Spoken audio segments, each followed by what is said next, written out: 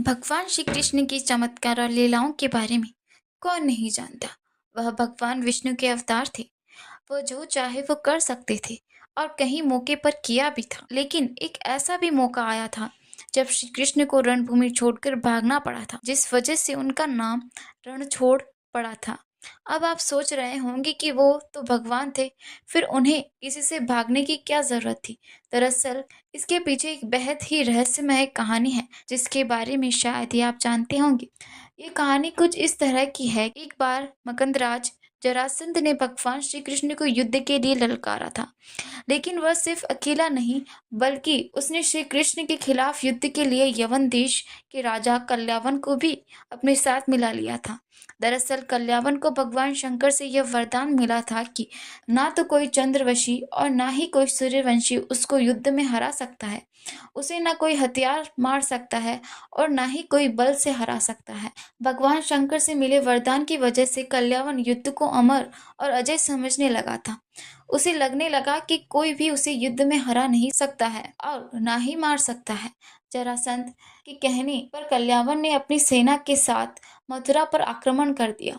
अब चूंकि श्री कृष्ण जानते थे कि कल्यावन को वो अपने बल से मार नहीं सकते और ना ही उनके सुदर्शन चक्र उसको कुछ बिगाड़ सकता है, इसीलिए वो रणभूमि छोड़कर भाग गए और एक अंधेरी गुफा में पहुंच गए। श्री कृष्ण जिस गुफा में जाकर छुपे हुए थे, उसमें एक इक्ष्वाकु नरेश मंदाता के पुत्र और दक्षिण कौशल के राजा मुचकुंद गहरी नींद में सोए हुए थे।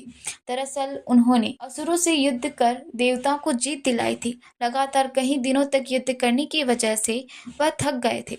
इसीलिए भगवान इंद्र ने उनसे सोने का आग्रह किया और उन्हें एक वरदान भी दिया, जिसके मुताबिक जो कोई भी उन्हें नींद से जगाएगा वह जलकर भस्म हो जाएगा। राजा मुचकुंद को मिले वरदान की बात श्री कृष्ण को पता थी, इसीलिए वो कल्यावन को अपने पीछे पीछे उस गुफा तक ले आए जहाँ राजा मुचकुंद सोए हुए थे। श्री कृष्ण ने कल्यावन को भ्रमित करने के लिए अपना पीताम्बर राजा मुचकुंद के ऊपर डाल दिया। राजा मुचकुंद को देखकर कल्यावन को लगा कि वह श्री कृष्ण ही है। उससे डर कर अंधेरी गुफा में छुप कर सो गए हैं। इसीलिए उसने श्री कृष्ण समझकर राजा मुचकुंद को ही नींद से उठा दिया। अब राजा मुचकुंद जैसे ही नींद से उठे, कल्यावन वहीं जलकर भस्म हो गया। असल में यही भगवान श्री कृष्ण की एक लीला थी। उन्होंने महाभारत के युद्ध में गीता का उपदेश देते हुए कहा भी था कि सृष्टि में जो कुछ भी होता है उन्हीं की इच्छा से होता है। तो जाहिर है कि कल्यावन का अंत भी उन्हीं की इच्छा से हुआ था। वीडियो पसंद आई हो तो लाइक करें, चैनल को सब्सक्राइब करें और बेल आइकन जरूर दबाएं ताकि जब मैं नया वीडियो अपलोड करूं तो सूचित किया जा सके।